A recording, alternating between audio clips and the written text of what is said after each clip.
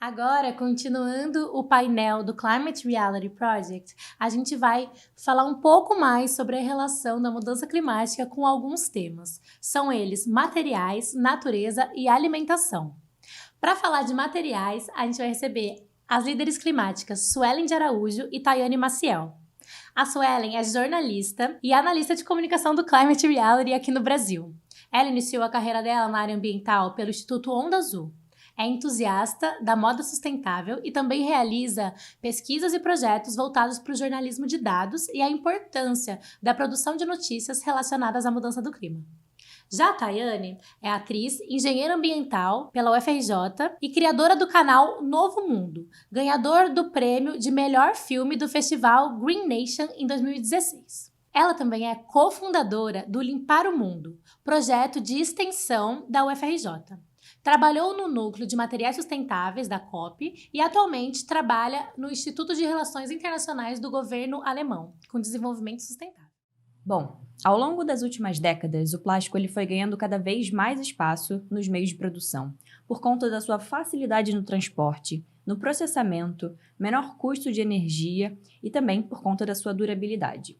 Por volta de 1907, o químico Leo Baekeland ele criou o primeiro plástico comercialmente viável. O plástico ele é criado a partir de resinas derivadas do petróleo, ou seja, a partir de processos petroquímicos, moléculas muito grandes e muito complexas. Atualmente, todos os nossos aparelhos eles possuem algum tipo de plástico na sua composição. Pode ser um aparelho eletrônico, um móvel. Inclusive, esse material aqui, por onde essa transmissão está sendo gravada, tem plástico na composição. Mas não há como negar que o plástico ele trouxe uma série de benefícios, ainda mais se tratando de medicina, por exemplo. As próteses de plástico elas são muito mais leves, duráveis, possuem um menor custo do que outros materiais, como o metal, por exemplo. Agora, se tratando de mudança climática e meio ambiente, a realidade é bem diferente. Agora, trazendo essa temática para mais perto do nosso cotidiano, a questão é por que o plástico é de fato tão prejudicial? Bom, porque o descarte irregular do plástico, ele prejudica demais a vida marinha, por exemplo. Segundo dados da ONU, 80% do lixo marinho é composto por plástico. E existem estimativas de que até 2050 vai ter mais plástico nos oceanos do que peixe. Infelizmente, esse material ele já pode ser encontrado no organismo de muitos seres vivos.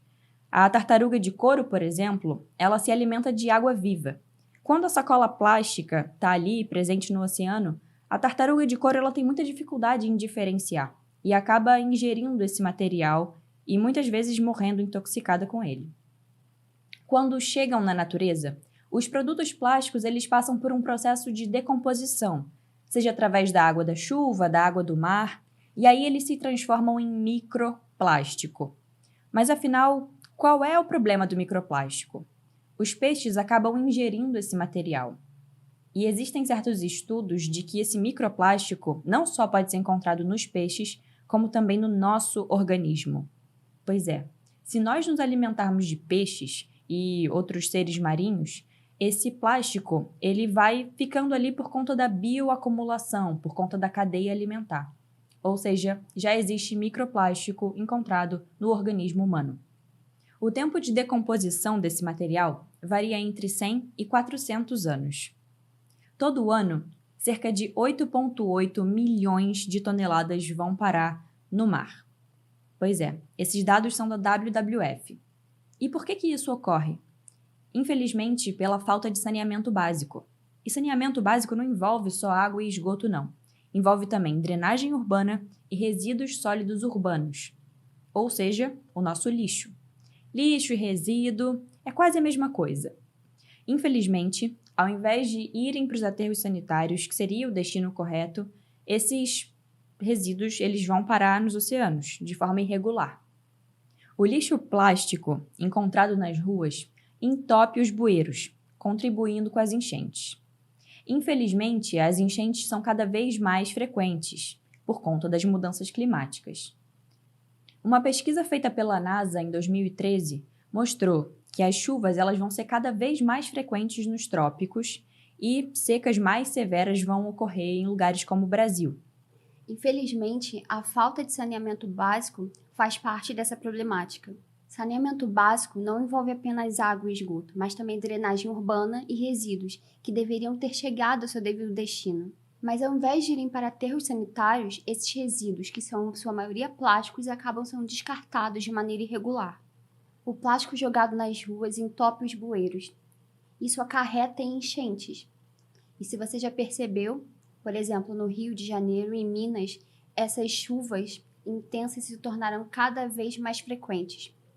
Isso por conta das mudanças climáticas, de acordo com o relatório da NASA que saiu em 2013.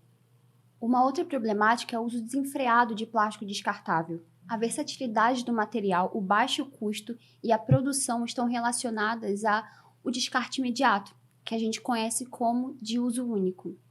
Apenas 1% do plástico gerado no Brasil é reciclado, segundo a WWF. Esse é um fator contribuinte para a alteração do clima, porque parte desse material poluente retorna ao ecossistema. Tudo isso cria um ciclo entre produção, consumo demasiado, descarte irregular e, claro, o impacto ambiental e climático. Durante a pandemia do coronavírus, o descarte irregular de máscaras e materiais fez com que os animais marinhos fossem ainda mais prejudicados. Um pinguim foi encontrado morto em meados de setembro desse ano, e a causa da morte foi a ingestão de uma máscara N95. E o que você e nós que estamos apresentando esse painel temos a ver com isso? Se nós somos parte da origem do problema que o planeta está enfrentando, então nós também devemos e podemos ser parte dessa solução.